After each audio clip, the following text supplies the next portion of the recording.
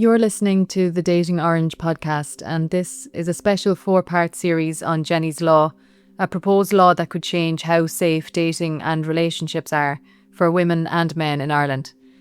Back in 2021, 24-year-old Jennifer Poole was murdered by her ex-partner, a man who had previously been convicted of assault causing harm to another former partner. Since then, her brother Jason has been campaigning for a domestic violence register, a system that could help protect people entering new relationships by making past convictions visible. Over these 4 episodes, we will hear from Jason himself and from 3 women across Ireland who have experienced abuse in relationships, and what Jennie's Law could mean for the future of dating and safety. Because while this podcast is usually about the weird and wonderful side of dating, this week is about something much more important: keeping people safe while they are out there dating. In this episode, we hear from Amanda, a woman who spent nearly 9 years in an abusive relationship marked by control, violence, and addiction. She also opens up about childhood trauma and the road to rebuilding her life. Amanda is incredibly strong, but despite everything that she's endured, she hasn't been able to get a conviction due to lack of evidence. Her ex has a violent past with multiple convictions, and she knows that if a register like Jennie's Law had existed, it might have helped her to stay away from him. So when we met, I was out with a friend. I walked with a girl like a couple of years ago and we went out for a drink, but she went, like, her boyfriend was there, but it was his friend. So when we met, the night was going good. And at the end of the night, she was like, I do want to come back to mine for a few drinks. And I was like, oh no, I think I'll head home. And of course, he was saying to me, oh no, come on back and I'll, sure, I even have your drink there. And I was looking going, you don't even know what I drink. We weren't a bit used to how night. They were at the bar. We were way down the other end with the girls. And I was like, you don't even know what I drink. And he was like, oh, I was twigging that as I was walking to the toilet. Do you know, that kind of way. So again, I thought nothing of that at the time. And of course, a few of us went back to the house and stuff like that. And we were talking away.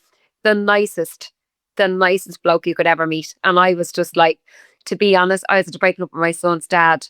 And I'd say I was 3 years away from him.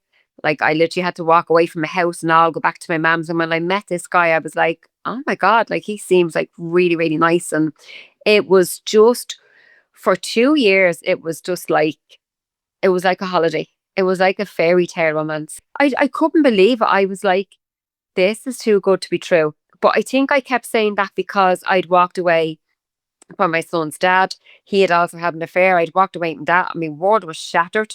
And I was like, oh God, you know. But in saying that, I said to my mum one night, I was like, what do you think of him? And she was like, no, there's something there. And I'm like, oh. I was like, well, what is it? And she was like, I don't know. And my dad was always very sharp and he was like, no, don't like him. Don't like him at all. And I was like, right. And then as even family events was going on, like, it was kind of like, I'd see my brother, like, especially one brother, like, just looking at him and looking at me going, and I was like, what? Like, it was like I missed. And I'm thinking to myself, did you miss it? Or did you just overlook it? Or were you just so happy in your bubble that I was just, you know? But then my brother said to me one night, he was like, is he on drugs? And I was like, oh God, no. And he was like, oh, I think he is. I think you need to get a little bit more observant. And I was like, right, okay. He was on a football team and we went to an event. And that's when the whole cocaine thing then started kicking in for me. It was like, we were at an event and I was sitting with the girls and I was like, geez, when is he gone? Like, he's gone like over an hour. You know, we were staying in the hotel that night. So I was like, I'll go up to the room and make sure he's okay. Because I was walking around, as you do, saying like, have you seen him? Have you seen him? And they were like, no, no, no. So I went up to the room and there he was, lo and behold, bag of coke across the dressing table. And I was like, oh, so you do it. My brother was right. That's exactly what came out of my mouth. He was like, what do you mean your brother was right? But he was very aggressive. And I was like, I said, my brother asked me at the last family event we on drugs, and how would he know? Did you tell him? And I was like, I didn't even know. This is my finding out period. Like, this is me finding out. So I just said to my brother, like, even afterwards, what did you cop? And he was like, his whole even body language, my brother said, changed. He was always kind of doing this with his shoulders, like, you know. And I was like, I didn't even cop it. That was my first night to be around our group of people that were on drugs, because I got like really upset and went down to one of the girls that I knew quite well. And I was like, oh, I'm not happy with this at all. I said, I'm just going to go home. And she was like, oh, they all do it. Like, don't be worrying. She's every now and then. She said, sure, I even do it. And I was like, okay.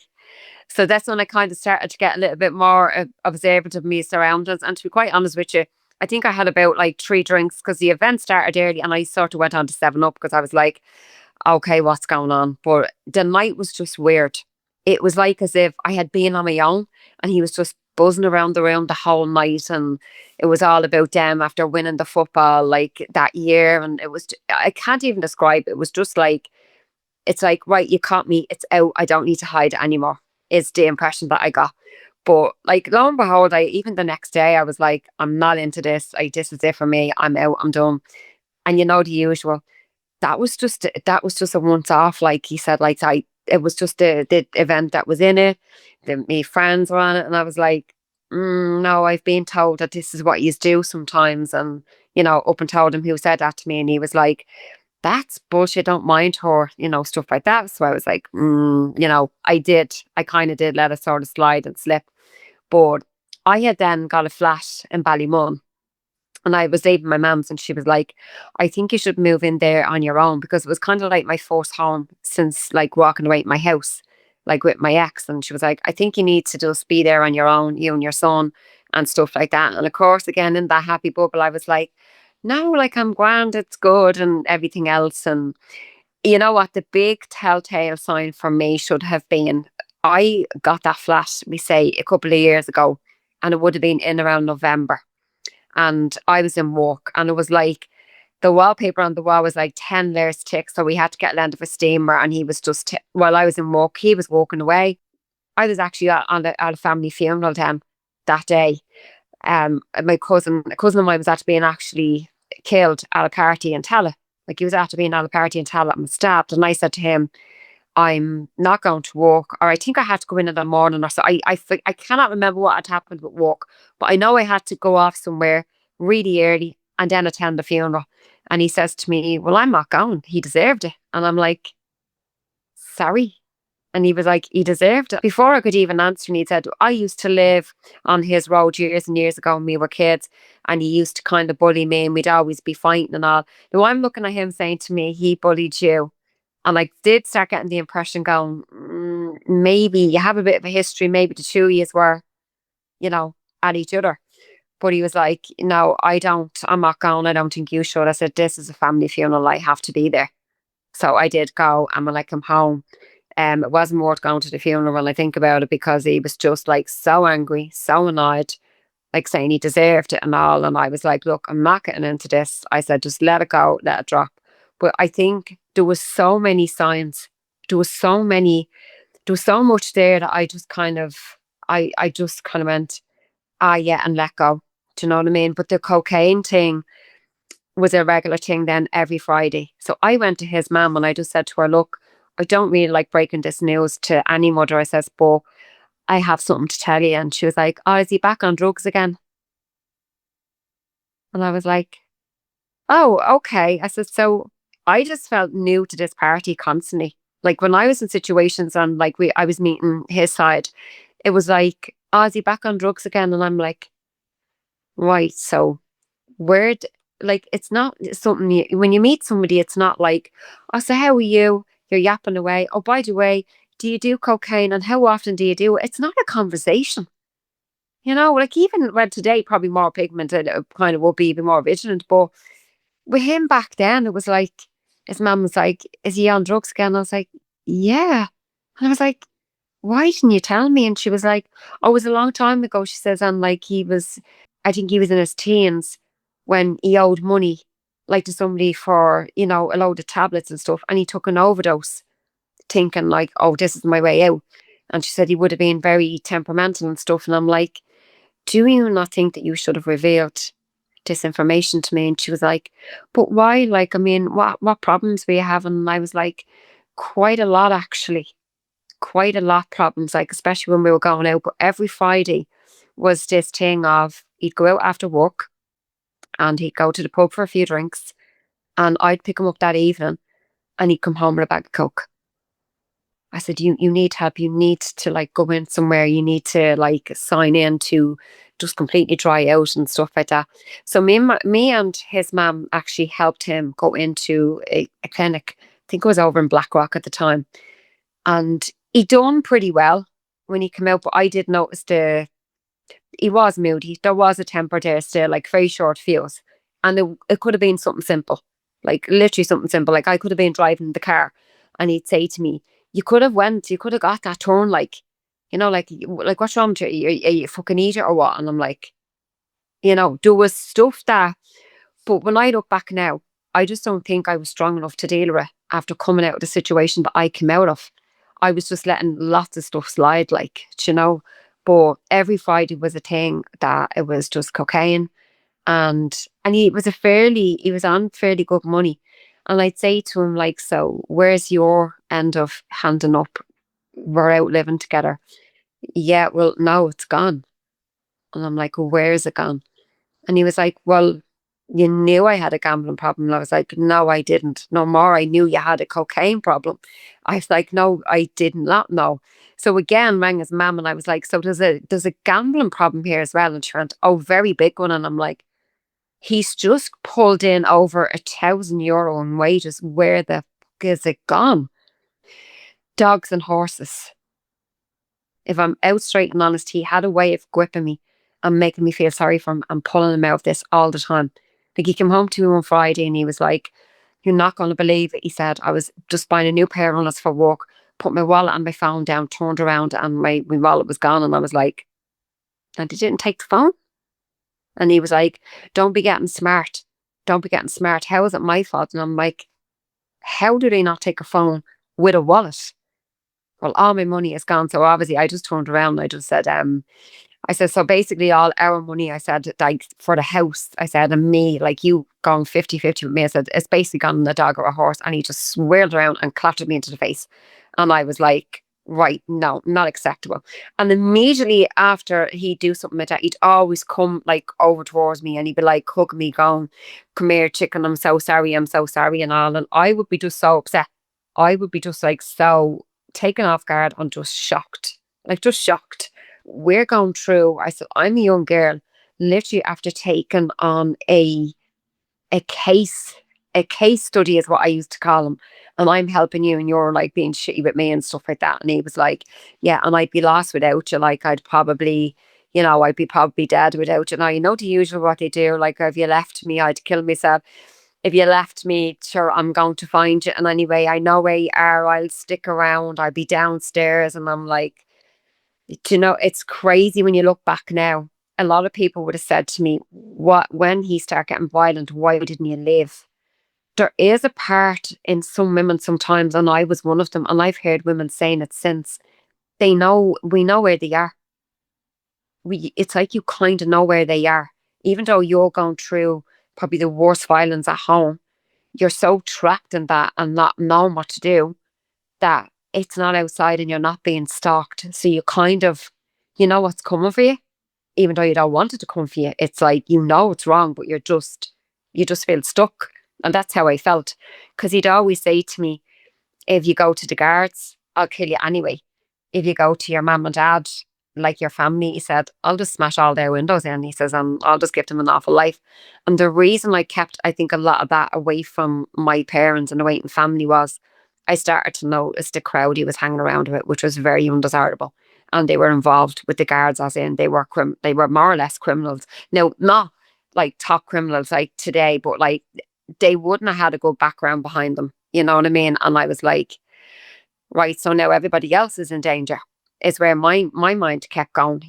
But I tell you, there was one thing that he did, he always held against me as well, was if you do go to the guards or if you do whatever, he said, I will go down and tell the guards that your dad abused you when you were small. And I was like, but we have that on file anyway. And he said, oh yeah, the file they lost, you mean? And I was like, do you know what? That was years ago. Where that's gone, that's in the past. And he was like, no, no, no, he's a pervert and he should be locked up. And I said, basically, the two of you should be locked up. I said, the two of you should be locked up. But the other funny thing about it is my son would go with his dad on the weekends. Like he'd probably go Friday night, Saturday night, or maybe full weekend back Monday. But I remember one time my son's dad bringing him back home and he just says to me, is everything all right in there? And I was like, in here? And I was like, yeah, why? And he was like, well, you know, our son's been talking to me, said, and I don't think things is good. And I was like, in what way? But I was talking to him in a way of, I didn't want to say it to him, but I was trying to pull him out to, like, go to the guards for me or save me on that day and just say, she's after saying XYZ. And he just said, look, he said, you don't deserve that regardless as to what happened between me and you. I don't want that for you, he said. And if he hurts him, he said, or he said, I might just have to take him. I said, to be fair, I said, you have every right. I said, but I'd rather deal with that, me and you together, rather than go into courts and him go through, the likes of Tulsa to say she's a bad mother. I said, I don't want that. I'd rather give him to you to be safe till I get out of the situation rather than whatever. And he was like, no, no, no, you're not a bad mom and stuff like that. He said, but he said, I have to think of him. And I'm like, fully agreed. I was like, yeah, rightly so.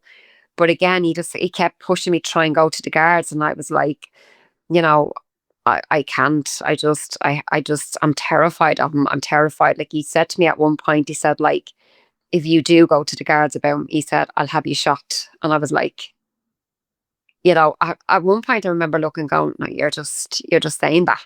You're messing like at this stage. But he said that to me on a Friday. I'll never forget it. And he was quite heavy on the coke when we were like actually in the flat at the time. And I was saying, like, you need help. You need to go back in. You need to stay away from the company that you're with and stuff like that. And he was like, no, I need to stay away from you because you're an absolute whore. So that's when even all the name calling started coming out. And I was like, why are you doing this? What is going on? But on the Monday he went to work and I got a knock on the door. I'd say Monday afternoon. It was a Monday afternoon. It was like two men. Like, I'm kind of looking, going, like, they've got the wrong door or something. And they just said, didn't even mention his name. They just said, is he there? And I went, who? And they were like, your boyfriend. And I just went, oh no, I said, he's in work. And I always said it. I said it to the guards afterwards. I feel it was a deliberate slip. One of them kind of moved towards the door to let his jacket hang out a little bit, that I could see it like a jumper or something. And I could actually visibly see a gun. And he just says, well, you can tell him for me, he said, that he needs to come back down to the pub where we drank. He says, we're waiting on him. He owes money. And I was like, I just remember staring and thinking, oh my God, so he knows people that if I ticked him off, kill me and my son. And I actually, when your man was walking off, he just says to me, oh, by the way, you have a lovely little boy there. And I was like, sorry. And he was like, you have a lovely little boy. He said, it'd be shameful for you to go to guards and mess it up. We need their money. I said, like, how do you know who my little boy is? He says, we've been following news to school, he said, for the last 3 weeks. And I'm thinking, if you've been following us for the last 3 weeks, he owes some amount of money. This is all I kept thinking to myself. And I just remember saying to him, I rang him in work and I was absolutely hysterical on the phone. I was like, you owe money. I said, you owe money. And he was like, yeah, none of your business. I'll sort that. And I said, they've came to my door. They've actually said, like, they actually said, like, your son is a lovely blondie little boy. And I was like, oh, I was sick to my stomach. I was sick to my stomach. There was just, every weekend was just, I cannot say there was a weekend where there was no violence. Like 2 years, I was with him, I think, for 8.5, nearly 9 years. And 2 years were really good. And the last of it was just pure threats, violence. If you leave, what I'll do, what I won't do. And I literally was just so broken and bet down that I actually believed it. I was early 30s when I met him. I'll always remember that. I was definitely early 30s. I think he was either a year older or a year younger. Yeah. And even like the communion, it turned out to be all about him. Like the way you go around with the kids on the communion. And that night he was like, right, I'm going to go for a pint. That was a stressful day. And I'm like, you're going to go for a pint. That was a stressful day. And he was like, yeah. And he fecked off for the whole night. It was getting later and later. And I was ringing him and I was like, where are you? And he was so drunk and he was just abusing me down the phone. He was like, I'm just, listen, I done me thing with you and your kid on the day. He said it should have been his dad. And I was like, well, his dad was at the church. We brought him around. He's going to do the following day on, his side. And he was roaring and screaming at me and I just hung up. And he said to me then that night, he said, I'm glad you hung up. He says, because what I said about you, he said, was actually like horrible. And I would have felt really bad. And I was like, why do you say the things that you do? And he was like, but he said, you're a shit mom and you're a whore and you're out everybody. And I'm like, but I'm not. I'm here with you. To know that kind of way. And the violence was just, there was, I'd say probably 9 times would have called the guards.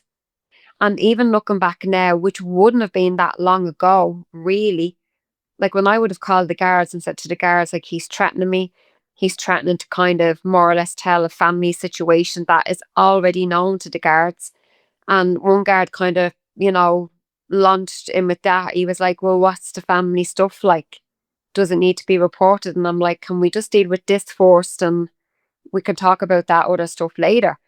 But I don't know. I wouldn't say I fully blame the guards, but when I called the guards and they'd take him off, it's like as if nobody came back to me and said, right, we'll take your statement now.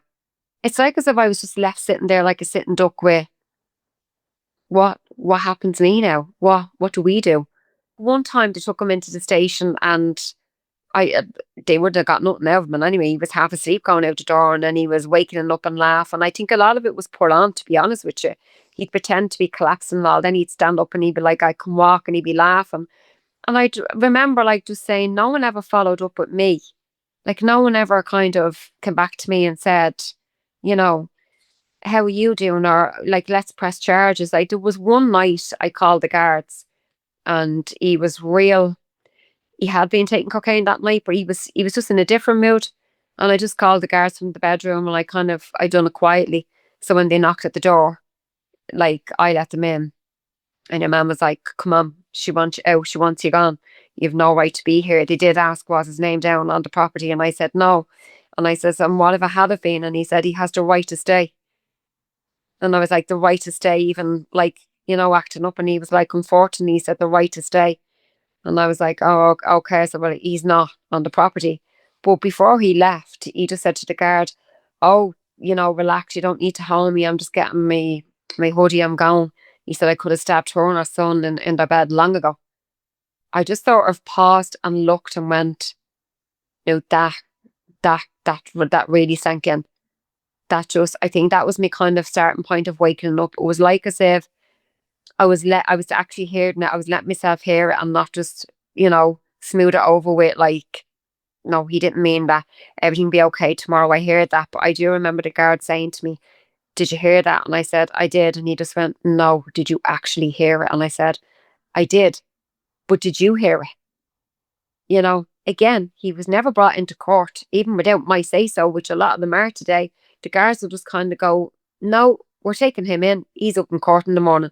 There was never any of that. I remember even having to leave my home one night where he came in and my son was with his dad. And I just remember thinking to myself, do you know what? The safest thing for me now is to leave. And it was a Saturday night. And I remember it was the old Garda station in Ballymun. And I just kind of parked up a little bit, like not too close to where the guards would have seen you going in and out. I kind of came a couple of spaces down and I just thought, I'm safe here. I'll keep my doors locked. Because he was after starting to kind of smash furniture, smash the place up and stuff like that. And I just thought, you know what? It was killing me to think like that that's what he was doing to my home. But at the same time, I was like, you're out, you're safe. Do you know what I mean? You're just safe. And I'll never forget that night in the car either. I was just feeling kind of very drained, worn out. I had no fight in me. I'll be honest, I had no fight in me. And he rang me the next morning and just said to me, oh my God, thank God you answered. Are you okay? We're after being broken into. And I thought they took you as a hostage. And I'm like, this is not a movie. And he was like, what happened? I said, you did this. I said, you did every bit of this. Do you remember? No. No, I don't. I remember my brothers had been in Bournemouth Hospital, and he was after being in for the thought he had taken a heart attack and stuff. It was a Sunday. It was a. I always remember saying this to the guards. I just everything was just like so clear in my mind. Like it was a cold, it was a wet day. It was just everything about the day was just cold, dreary, and just weird. And I had left the flat, but I forgot something. Came back up, and had to go back into the kitchen, and so they were like all in one, the sitting room and kitchen. And he just got up off the chair. And I actually thought he was coming over to give me a hug or something, because he was kind of laughing. He was like, "Ah, come here and I give you a hug," and all. I was like, "Yeah." And I did that. And I was like, "Yeah, I have to go though." And he kind of pulled me back and all. And I was like, I just remember the pullback being like quite forceful. And I was like, "I need to go." And he was like pushing me up against the sink and like kissing me and all. And I was like, in my head, I'm like, this is just not him. You know, it is not him. He had been on quite a bender the night before now, and I'm thinking the strength in him alone, anyway, let alone be, I think cocaine and drink just kept him more of a strength. So I'm thinking in my head, you're stronger than me regardless. And he literally pushed me up against the sink and like raped me on that spot. And I just remember walking out and just going, like, what just happened there? Oh my God. It was true. And I went in to visit my brother, and like he was awake, and he was like, "You don't seem yourself. Are you okay?" And I was like, "Oh yeah, no, I'm grand. I'm just worried about you, as you do, fobbing it off." And he was like, "No, you look like there's something else wrong." And I was like, "No, no, I'm just worried about you, making sure you're okay and stuff like that." But I always remember the feeling. I was like, "Do you know what? You're my partner X amount of years." And that did not feel, and it wasn't one bit consensual whatsoever. And even though I had said, "No, stop, get away," and whatever, you just that feeling was just like, just so different.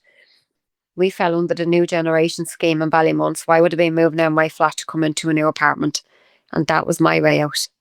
That was my way out. In my head, I already knew, you're not coming with me. Like you are not coming with me. Now he knew where it was, obviously, because we got letters for, this is the plans, this is where you're gonna be, and this is where you're gonna be based. And in my head I'm thinking, this is your way now, this is your thing of he's not coming. So he was talking about, oh, like when we get over there we'll decorate it this way and that way. And I'm like, safely, like a lot of people used to look at me and go, so why did you do that? And I'm like, that kept me alive. Me speaking like that to him kept me alive most of the time. Where he'd be saying something, I go, yeah, sure, of course, no problem. Because you're literally, like at that time of Ballymun, I was 6 floors up.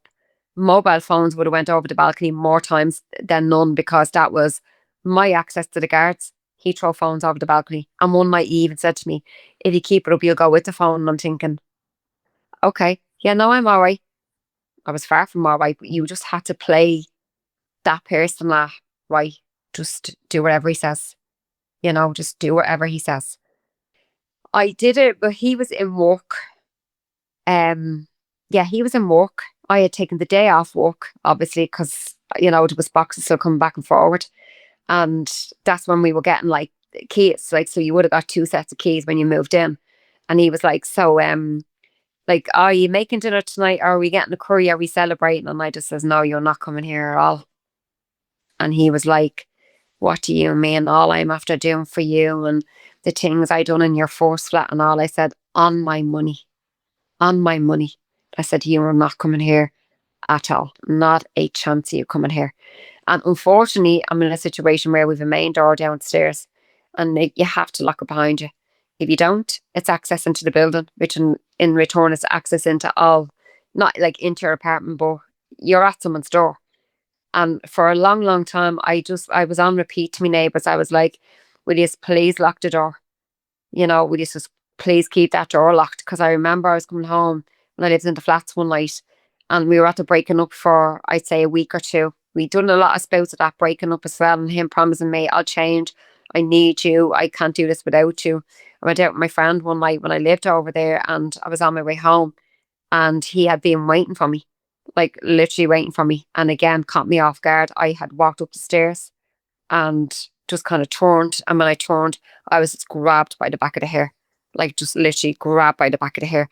And I was screaming, and my neighbour came out, And he was like, leave her alone. You're just so bad.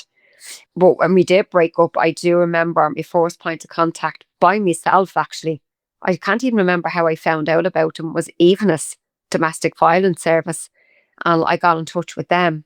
And they do this program called the 12-week Step Back to Freedom program. And I done that. And I was like, it's only when I got in there speaking to counsellors and just doing different things. They were obviously talking about behaviours and what was right and what was wrong. And I was saying, like everything they said, I'd been through. Oh God, I did that.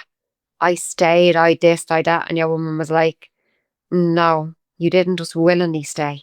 She said, you were just in a situation where he just left you no choice. And I was like, well, I also do feel like that as well. I did tell them about the sexual assault, but after that programme, I wrote a letter. And I remember saying on the letter to the guards in Ballymun, and I gave the address at the time so they'd remember that if they ever went into the system, they'd know the address and they'd go, oh yeah, I remember her. Now, that wasn't me being smart. That was me just after finishing the 12-week programme and feeling just a little bit empowered, a little bit of like, right, so none of this was your fault. All them weekends of domestic violence, that was on him. Wrote a letter to the guards and actually said, like on the letter, do you know, he totally broke me, and I was just going on and on and on. And I actually did put it in the letter, like the sexual assault was kind of like the final one for me as well. When I handed it in, I just said it to the guard and he was like, oh, that's very nice. And, you know, nice feedback if anyone had been attending calls. Now, my friend was laughing at that going, nice feedback, anyone attending calls, but you didn't go back. And, you know, there was just, I didn't know. You see, for me, the system back then as well, I was like, so when this happens, do they come back to me? Do I go to them? What happens? I wasn't very up on it. I'll be honest, I wasn't. A lot of education though has happened with me since then. And I said it to him. I said, like, I said, in that, I said, it explains, I said, why I kind of had the final straw.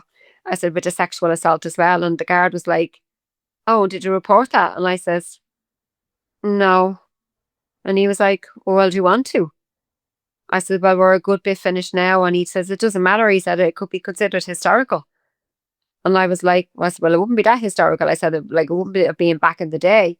And he said, it's still called historical, I think, after so many years. You know what? There had been a couple of years, because I tell you what opted me to go back to the guards as well. I had seen him, and for all the years that had kind of went by of us breaking up. So you're talking 2 years, 4 years, 5 years. And I'm thinking, well, I've never seen him.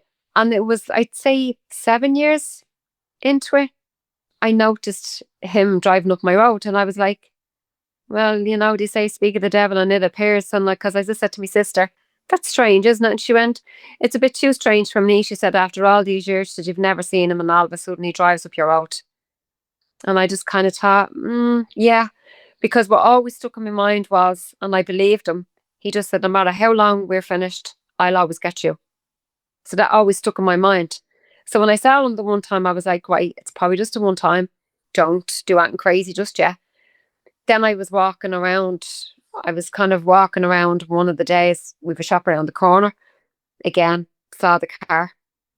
And I think 4 days later, I was driving by and again saw the car. And I was like, no, I don't trust you. And that's when I went back to the guards and I just said, look, I don't feel comfortable. I've recently left a card in here, like a thank you card. Everything is pretty much on it. Was asked that I want to speak to detectives. They made an appointment for me to speak to them. Told them everything, and she was like, well, we can go ahead with it if you want to. And I just thought, you know what? Yeah, I will. I will go ahead with it. And she was like, right, so we'll take your statement and then we get in contact with him and we take his statement. But of course, the usual, when they did contact him, she rang me and said, look, I'm just letting you know, she said, he has denied it, she says, and stuff like that. And I was like, I said, look, it happened. She went, look, I believe you. She says, on the system, there is a lot of calls there. She says, and a bit of a slip, she says, on our end. And I said, well, not your end. It's because it wasn't personally you called to, you know, to the door at the time. And she said, well, it's a slip on the end of, you know, why it was never followed up, why you were never offered like court services and stuff like that. And I said, look, I said, I'm not really into fighting all that now. I said, I'm more concerned about, you know, him hanging around and what he said and stuff like that. But when she sent it off to the DPP, it just came back as a no evidence. and no evidence to the sexual assault because it happened in my home. And I was like, I thought that's a very grey area for women. What do you do? What do you say there? It happens so much. And you know what? I don't blame the guards for the no bit. I blame the DPP because they've just, it's like I found out afterwards through, again, more research on another case, that so many passed them in a day. And it's quite a big amount. And I'm like, so if it's, child sexual abuse, it still falls under the same kind of trap for me where, so are we not believing kids now that it's happening? Like, no one stands around to witness that kind of abuse. Friends of his would have seen him abusing me verbally on nights out and stuff, but I knew they were the type of friends that were never going to come forward. They were never going to come forward. But it's funny. Well, I don't mean funny like as in funny, haha. I was driving in the car with him one time and the news was on and he was listening to the sports news. And I just happened to say something and he just let the biggest scream at me. Like in the car, it was like as if, he's like as if he deafened me because the car was just so confined. And he was like, do you ever shut the fuck up talking? I fucking missed that over you. And he gave me such a punch into the side of the face. I was just at that point, even my mum said it to me, she was like, what did I do wrong? Where did I go wrong? How did you keep this from me? So she was blaming herself as well. She was like, where did I go wrong? I said, you didn't. Do you know what I mean? I said, you didn't. But it was only years after. I remember getting a really heavy cold and the hearing in that ear. Do you know the way you go into war and you have that weird feeling? It felt like that for a long time. And I'm like, oh, this is weird, like after a cold. Then it went, but I never got to feel a kind of the hearing fully back in that ear. And it's only this year, believe it or not. So for years and years, I went around with this ear and I'd be out with my friends to be in that ear. And I'd be like, you might as well have said that there's cows on the dance floor. And I'm saying, yeah, that's great. And I go to that ear. And they'd be like, will you get that ear sorted? Will you get it sorted? So when I did go in, your man just says to me, I was in ENT. I had to go in, obviously. I was going in for a sinus issue. And he said to me, we do an x-ray on the ears as well. We check everything out while you're here.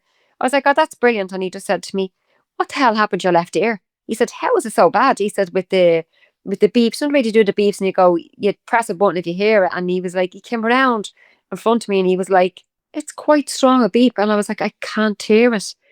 He said, we'd do a little x-ray. I had a little x-ray into the ear. And he was like, your eardrum is so badly damaged. He says, like, what trauma was that? And I went, no trauma. I said, I had a cold one time and the hearing never came back. And he went, no, I'm used to looking at the ears, ear, nose and throat. He said, that's trauma. He said, what happened? He said, did you fall off your bike as a kid? And I was like, no. And then, when you're thinking, and I was like, I said, I would have took two really hard smacks, I said, to my head. And he went, what were they? And I said, well, one was a car accident. I said, and one was a punch. And he said, the car accident, did you go to the side? Did you go to the front? I said, it would have been, the car accident would have threw me to the dashboard and would have hit my head. And he went, he said, I'm going more with the side punch.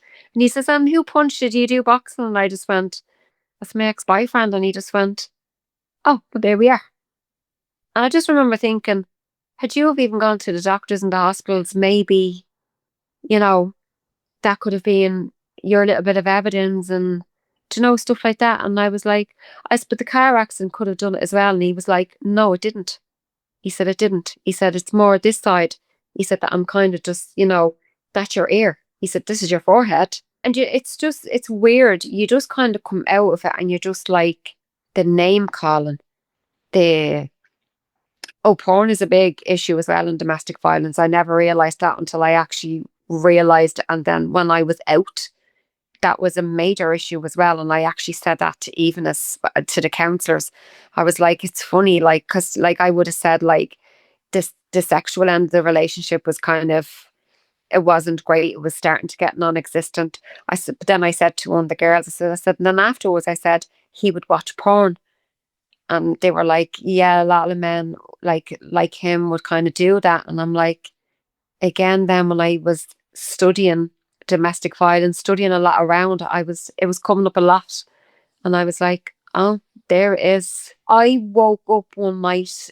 He did ask would I like to watch it with him, and I was like, I don't even want you watching it if that's okay. You know the way you do, and I'm like, and if you're going to do it, will you not tell me? Like, I mean, I'm sure there's a lot of men out there that have done it in their time when a woman has been in work and all, and we don't need to know, and I don't ever want to know. And he was like, would you like to watch it with me? And I'm like, no. But I remember one night waking up to the sound of sexual noises, and I was like, the hell? You know? And I just got up out of bed and I was like, I kind of did like push open the door, and he was like, oh, there you are. I sure, why you're up, you might as well watch it with me. I actually thought there was a girl in my apartment. I was like, is there somebody in my apartment? Like, that's literally how I actually thought that. I was like, oh my God. I said, you just make me sick. You make me sick to my stomach.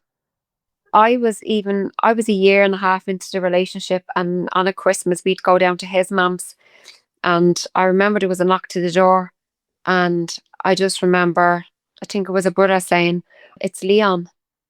And I just thought it was one of his friends, and I was like, oh, who's Leon? And this kid walked in the door, and I was like, okay.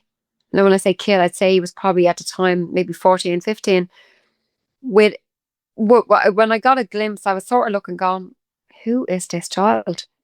And I just remember seeing a girl walking down saying, I'll be back at a certain time. And she was quite abrupt and just not happy about the situation at all. And I'm like, what's going on here?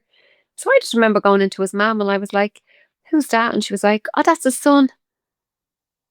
I'm a year and a half going out with him. I've never heard of this child. Like, what is going on?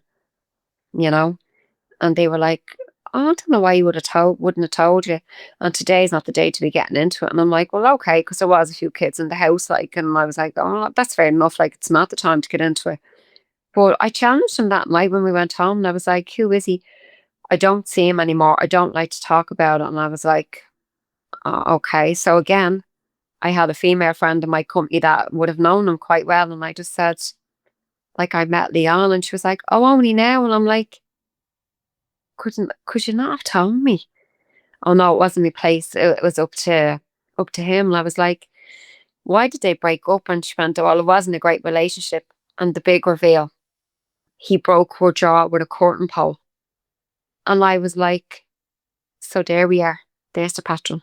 And even back then, as much as I was wrapped in that horrible situation, if I knew all that information, I would say to somebody, listen, there it is. Don't think you should go there. And but now do with that information what you want, but I hope you make the right decision. Nobody told me anything. I even said it to him. I said, like, broke her jaw with a curtain pole, like, what, why? And he was like, she was coming at me, she was laughing, like, I did it to defend myself. Leave it, it's years ago. We were both like not in a good place. We were both on drugs. So I kept thinking the drugs was doing a lot of this until I realised it wasn't. It wasn't doing, like, it wasn't always doing like the violence. I wasn't always doing him kind of being nasty to me and everything else, and it just wasn't doing anything. I actually remember though, and I think it was last year, year before, like my son's 30 now, and I actually said it to him when we were talking. I said, you know, I feel like I owe you an apology because I had you in a situation where it was so dangerous. And of course, you know, what the kids are like today. Like, I'm fine, I'm grand. I'm like, but no, please tell me if ever you're not, because how did it affect you? I left us in this situation. And he was like, you didn't leave us in the situation, ma'am. He said he had you terrified, he had you broke down, he had you, like, when I look at my son now and the awareness and the understanding of domestic violence, as opposed to when I was, that age, it's like, it's crazy. So even before me, he had already got charges before him with the likes of, like I said, he assaulting a guard, assaulting a bouncer one night. But then I was told after 3, 4 years, a lot of assaults come off the system for all of us. Certain assaults come off the system. And I'm like, nah, it's so grey. That brings me back to the child sexual abuse. So it was my dad and his friend. So with my dad, I was able to leave at a certain age and just be gone out of that house and never have my son around him on his own. But like when it was his friend, they'd be coming back from the pub and he'd be interfering with me as well. But again, when I grew up and all that stopped, it was 2019 when I was actually downstairs getting into my car, and I seen him walking by with two small kids, and I was like, Jay, you're obviously had to be in another relationship, because I knew he broke up with the wife that he was with at the time when they were in their family, like as friends. And I was thinking to myself, I remember looking down the road and just thinking, oh no. Straight away, I just in my head went, no, you are a danger to them kids. My file was lost, never found. And I made a statement years ago. Again, never followed up because I was only 16 at the time. And I went back to the guards and it was straight away taken on as a historical case. But again, the DPP refused it. Now, that family live around the corner from me. So I had to see him for quite a bit walking by. And I would have, our point to the DPP was, my file was lost through no fault of my own. He's now around a new family. So tugs and stuff like that were called in immediately to the family. There was a bit of, I got a little bit of hate speech on the street walking by, but it was last year when I was walking home with my sister, and on the road, we just seen him getting thrown out of the house, his bags coming after him, like 2 bags, and he walked up the road and we haven't seen him around since. And I recently contacted the guard on my case and said, maybe even though we didn't get a conviction, we highlighted that to a new family that didn't know that he had a history of child abuse behind him. With Jennie's law, had I known about him and there was a system there for me, I'd have been on it. Thank you for listening to Jennie's Law, Amanda's story. If you've been affected by anything discussed in this episode, please reach out to Women's Aid or a local women's support organisation. You're not alone and support is available. In our next episode, we will hear from Elma, who ended her marriage after years of mental abuse and a final violent incident in the home. She was granted a safety order which her ex went on to breach, leading to a conviction. Elma believes it's vital that anyone considering a relationship with him knows about his past and what he's capable of.